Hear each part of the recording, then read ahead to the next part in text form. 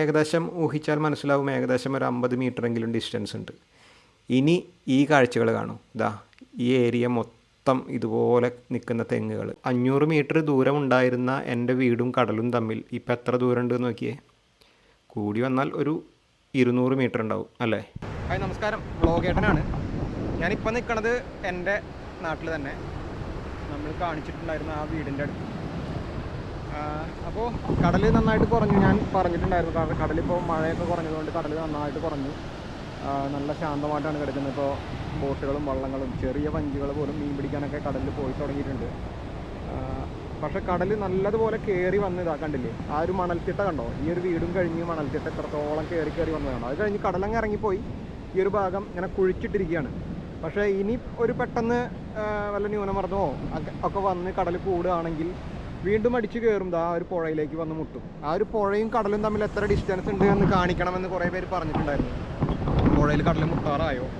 പിന്നെ എൻ്റെ വീട് എവിടെയാണെന്ന് കുറേ പേര് ചോദിച്ചിട്ടുണ്ടായിരുന്നു. എൻ്റെ വീടും കടലും തമ്മിൽ ഇപ്പോൾ എത്ര ഡിസ്റ്റൻസ് ഉണ്ടെന്ന് കൃത്യമായിട്ടൊന്ന് കാണിക്കാവോ എന്ന് ചോദിച്ചിട്ടുണ്ടായിരുന്നു. അപ്പോൾ ഞാനൊരു കാര്യം ചെയ്യാം, ഞാനിതാ ഡ്രോൺ കൊണ്ടുവന്നിട്ടുണ്ട്. ഡ്രോൺ പറത്തിയിട്ട് ഈ കടലും ഈ പുഴയും തമ്മിലുള്ള ഡിസ്റ്റൻസ് കാണിക്കാം, എൻ്റെ വീടും തമ്മിലുള്ള ഡിസ്റ്റൻസ് കാണിക്കാം. ഈ ഒരു ഏരിയ കുറച്ച് ദൂരം ഞാനൊന്ന് ഫ്ലൈ ചെയ്തിട്ട് ഇവിടുത്തെ ഒരു ഏരിയൽ വ്യൂ നിങ്ങൾക്ക് കാണിച്ചു തരാം. അപ്പോൾ നിങ്ങൾക്ക് ഏകദേശം ബോധ്യം വരും ഇവിടുത്തെ ഒരു അവസ്ഥ എങ്ങനെയാണെന്നുള്ളത്. ഞാൻ അങ്ങോട്ടൊന്നും അഴിമുഖത്തിൻ്റെ അവിടേക്കൊന്നും ഇപ്പോൾ പോകണില്ല. ഇവിടെ ഈ ഒരു ഏരിയയിൽ മൊത്തം കുറച്ചൊന്ന് കാണിച്ചു തരാം. ഇവിടെ ഈ നിൽക്കുന്ന തെങ്ങുകളും ഈ ഒരു വീടിൻ്റെ ഒക്കെ കാര്യം പറയുമ്പോൾ നെഗറ്റീവ് കമൻറ്റുകളുടെ കാര്യം ഞാൻ എപ്പോഴും പറയുന്ന കാര്യമാണ്. ഞാൻ അടുത്തടുത്ത് പറയുന്നില്ല. നെഗറ്റീവ് ഉറപ്പായിട്ടും വരും, അതെനിക്കറിയാം. സോഷ്യൽ മീഡിയ തന്നെ നിലനിൽക്കുന്നത് നെഗറ്റീവുകളിലാണല്ലോ. അപ്പോൾ നെഗറ്റീവ് ഉറപ്പായിട്ടും വരും എന്ന് എനിക്കറിയാം. എന്നാലും ഈ ഒരു തെങ്ങുകളുടെയും ഈ ഒരു ദൃശ്യങ്ങളൊക്കെ കാണുമ്പോൾ ചിലർക്കെങ്കിലും മനസ്സിലാവും എന്ന് വിചാരിക്കുന്നു കാര്യങ്ങൾ. അപ്പോൾ നമുക്ക് ഇവിടെ നിന്ന് തന്നെ തുടങ്ങാം. ഈ ഒരു വീട്ടിൽ നിന്ന് തന്നെ, ഈ തകർന്ന് കിടക്കുന്ന ഈ ഒരു വീട്ടിൽ നിന്ന് തന്നെ. ഈ ഒരു വീടിൻ്റെ വീഡിയോ ഇൻസ്റ്റഗ്രാമിലും ഫേസ്ബുക്കിലും യൂട്യൂബിലും എല്ലാം ഞാൻ അപ്ലോഡ് ചെയ്തപ്പോൾ ഒരുപാട് ഹെയ്റ്റ് കമൻറ്റ്സ് വന്നിരുന്നു. പ്രധാനമായിട്ടും ഇൻസ്റ്റഗ്രാമിൽ നിന്നാണ് വന്നത്. അതിൽ അവർ പ്രധാനമായിട്ടും പറയുന്ന കാര്യം എന്ന് പറയുന്നത്, കടലിൽ കൊണ്ട് വീട് വെച്ചിട്ടല്ലേ, വേറെ സ്ഥലമൊന്നും ഇല്ലാഞ്ഞിട്ടാണോ കടലിൽ കൊണ്ട് വീട് വെക്കുന്നത്? കടലിൽ വീട് വെച്ചാൽ പിന്നെ പോവില്ലേ? കുറച്ചുകൂടി കടലിലേക്ക് ഇറക്കി വെക്കായിരുന്നില്ലേ വീട്? ഇങ്ങനെയൊക്കെ പറഞ്ഞിട്ടുള്ള കമൻറ്റുകൾ. അത് പിന്നെ സർക്കാരിൽ ആനുകൂല്യം വാങ്ങിക്കാൻ വേണ്ടി മഴക്കാലത്ത് കടൽ കയറി എന്ന് പറഞ്ഞിട്ട് കരഞ്ഞ് നിലവിളിക്കും, കടലിൽ വീട് വെച്ചിട്ട് എന്നൊക്കെ പറഞ്ഞിട്ടുള്ള കമൻറ്റുകളാണ്. നിങ്ങൾ ആ വീട് മാത്രമേ കണ്ടുള്ളൂ, ആ തെങ്ങുകൾ കണ്ടില്ലേ? ആ വീടിൻ്റെ പുറകിൽ നിൽക്കുന്ന തെങ്ങുകളുടെ ഉയരം നിങ്ങളൊന്ന് നോക്കൂ. അത്രയും ഉയരം വരെ ആ തെങ്ങുകൾ വളരണമെങ്കിൽ ആ തെങ്ങുകൾക്ക് ചുരുങ്ങിയത് ഒരു 30, 40, 50 വർഷമെങ്കിലും പ്രായം ഉണ്ടാവണം. തെങ്ങുകളെ കുറിച്ച് അറിയുന്നവരാണെങ്കിൽ മനസ്സിലാവും. അപ്പോൾ അത്രയും കാലം അവിടെ കടലുണ്ടായിരുന്നില്ല എന്നാണ് അതിനർത്ഥം. അല്ലാതെ കടലിൽ എന്തായാലും തെങ്ങ് വളരില്ലല്ലോ, ഉപ്പുവെള്ളത്തിൽ ഒരിക്കലും തെങ്ങ് വളരില്ല. അപ്പോൾ ഇനി ഞാൻ വേറൊരു വീഡിയോ കാണിക്കാം. ഇത് 2023, അതായത് 2 വർഷം മുമ്പത്തെ ഒരു വീഡിയോ ആണ്. ആ കടൽ നോക്കൂ, എന്ത് മനോഹരമാണെന്ന് നോക്കൂ. ഇത് മഴക്കാലമല്ല, ഇതൊരു ജനുവരി മാസത്തെ വീഡിയോ ആണ്. 2023 ജനുവരിയിലെ വീഡിയോ ആണ്. അതിൽ നിങ്ങൾക്ക് ആ വീട് കാണാം. ആ വെളുത്ത നിറത്തിൽ കാണുന്ന വീടുണ്ടല്ലോ, ആ വീടാണ് നമ്മളിപ്പോൾ കാണിച്ച തകർന്ന് വീണ് കിടക്കുന്ന ഈ വീട്. ആ ഒരു വീഡിയോയിൽ ആ വീടും കടലും തമ്മിലുള്ള ഡിസ്റ്റൻസ് നിങ്ങൾക്ക് കാണാം. മാത്രമല്ല കുറേ കല്ലുകൾ കിടക്കുന്ന കാണാം. അതെല്ലാം കടൽ ഭിത്തി ഉണ്ടായിരുന്നതിൻ്റെ കല്ലുകളാണ്. കടൽ ഭിത്തി അവിടെ ആയിരുന്നില്ല, കടൽ ഭിത്തി പിന്നെയും ഒരുപാട് ദൂരെയായിരുന്നു. അവിടെ നിന്ന് അടിച്ച് കയറ്റിക്കൊണ്ടിട്ടിട്ടുള്ളതാണ് കടൽ ഭിത്തി. അപ്പോൾ ആ വീടും കടലും തമ്മിലുള്ള ഡിസ്റ്റൻസ് നിങ്ങൾക്ക് ഏകദേശം ഊഹിച്ചാൽ മനസ്സിലാവും, ഏകദേശം ഒരു 50 മീറ്ററെങ്കിലും ഡിസ്റ്റൻസ് ഉണ്ട്. ഇനി ഈ കാഴ്ചകൾ കാണും.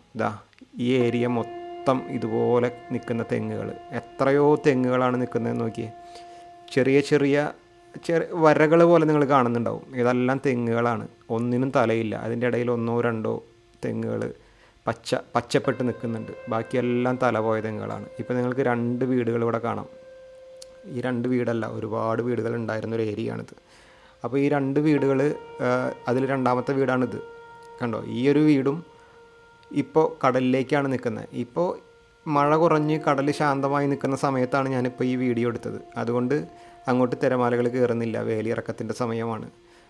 എന്നാലും ആ വീട് നിൽക്കുന്നത് കണ്ടോ? കടലിലേക്ക് ഇറങ്ങിയിട്ടാണ് ആ വീട് നിൽക്കുന്നത്. ഇവരാരും കടലിൽ ഇറക്കിക്കൊണ്ട് വീട് വെച്ചതല്ല. ഈ ഒരു വീടിൻ്റെ കഴിഞ്ഞ വർഷത്തെ വീഡിയോ ഞാൻ കാണിക്കാം. ഈ വീട് കഴിഞ്ഞ വർഷം 2024 എടുത്തൊരു വീഡിയോ ആണ്. അതിൽ തന്നെ കാണാം ആ വീടും കടലും തമ്മിലുള്ള ദൂരവും, അതുപോലെ കടൽ ഭിത്തിയുടെ കല്ലുകൾ ചെറുതായിട്ട് അവിടെ കിടക്കുന്നതും. ചെറിയ കല്ലുകളായി മാറി ആ വീടിൻ്റെ ഫ്രണ്ടിൽ കിടക്കുന്നുണ്ടായിരുന്നു, കടലിനും വീടിനും ഇടയിൽ. ഇപ്പോൾ അതെല്ലാം പോയി, ആ തെങ്ങുകളെല്ലാം പോയി, വീട് ശരിക്കും കടലിലായി മാറി.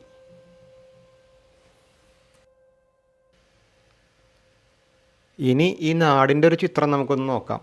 ആ ഒരു കടലും അതുപോലെ നമ്മുടെ നാട്ടിൽ ഞാൻ എപ്പോഴും പറയാറുണ്ട്, പുഴയും കടലും തമ്മിൽ കൂട്ടിമുട്ടാൻ ഇനി അധികം ദൂരമില്ല, ഈ നാട് ഇല്ലാതാവാൻ പോവുകയാണ് എന്നൊക്കെ ഞാൻ പറയാറുണ്ട്. അപ്പോൾ നിങ്ങൾക്ക് കാണാം ഈ പുഴ, ഇതൊരു ചെറിയ പുഴയാണ്. അതിൻ്റെ അപ്പുറത്ത് വേറൊരു പുഴയുണ്ട്. ആ പുഴയിലാണ് നമ്മുടെ പാലമൊക്കെ ഉള്ളത്, പൊക്കുളങ്ങര പാലം ഒക്കെ ഉള്ളത്. അപ്പോൾ അത് കഴിഞ്ഞ് വരുമ്പോൾ ഉള്ളൊരു ചെറിയ പുഴയാണിത്. ആ പുഴയും കടലും തമ്മിലുള്ള ദൂരം ഇപ്പം നിങ്ങൾക്ക് കാണാം. എത്രത്തോളം ഉണ്ട് ഒന്ന് നോക്കിയേ. ഒരു 50 മീറ്റർ അല്ലേ, അത്ര തന്നെ ഉണ്ടാവുള്ളൂ. ഒരു 50 മീറ്ററോളം ദൂരം മാത്രമേ ആ പുഴയും കടലും തമ്മിൽ ഇപ്പോൾ ഉള്ളൂ. അത് കയറി വരാൻ ഇനി എത്ര സമയം എടുക്കുമായിരിക്കും ഇതുപോലെയാണെങ്കിൽ? അതായത് ഇപ്പോൾ കടൽ എത്രത്തോളം കയറി വന്നിട്ടുണ്ട് എന്നുള്ളത് നമുക്ക് എല്ലാവർക്കും അറിയാം. ഒരു 300 മീറ്ററെങ്കിലും ചുരുങ്ങിയത് ഈ കുറച്ച് വർഷങ്ങൾ കൊണ്ട് കടൽ കയറി വന്നിട്ടുണ്ട്. അപ്പോൾ ഈ ഒരു വീട് നിൽക്കുന്നത് കണ്ടോ, അതിപ്പോൾ കടലിലാണ് നിൽക്കുന്നത്.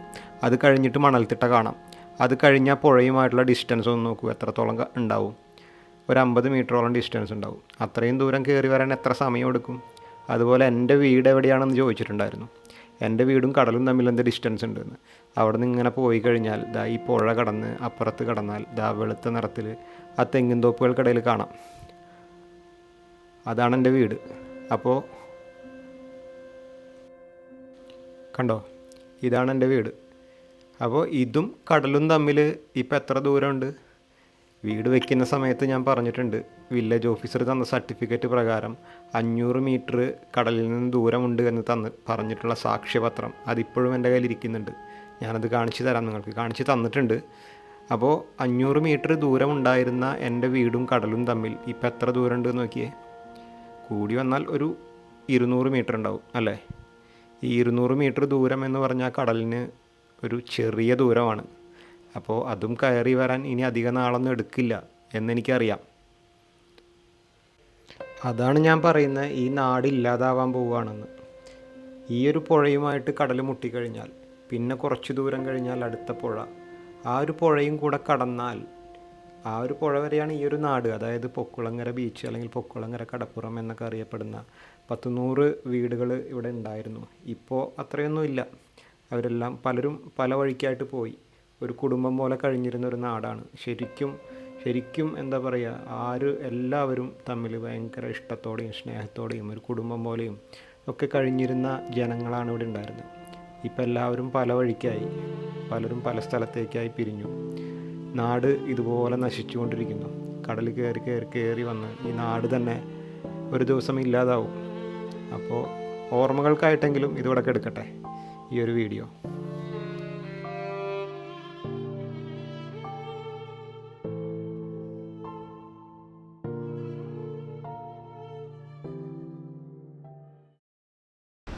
അപ്പോൾ കണ്ടല്ലോ, കാഴ്ചകൾ കണ്ടല്ലോ. ഇപ്പം നിങ്ങൾക്ക് ഏകദേശം കുറച്ച് പേർക്കെങ്കിലും ബോധ്യമായിട്ടുണ്ടാവും എന്ന് വിചാരിക്കുന്നു ഈ ഒരു നാടിൻ്റെ അവസ്ഥ എങ്ങോട്ടാണ് ഈ പോകുന്നത് എന്നുള്ളത്. ഞാനിവിടെ നെഗറ്റീവ് അടിച്ച് അല്ലെങ്കിൽ ഇവിടുത്തെ നെഗറ്റീവ് കാണിച്ച് അല്ലെങ്കിൽ ഇവിടുത്തെ ദുരിതങ്ങൾ കാണിച്ചിട്ട് വീഡിയോ റീച്ച് കൂട്ടാൻ വരുന്ന ഒരാളല്ല.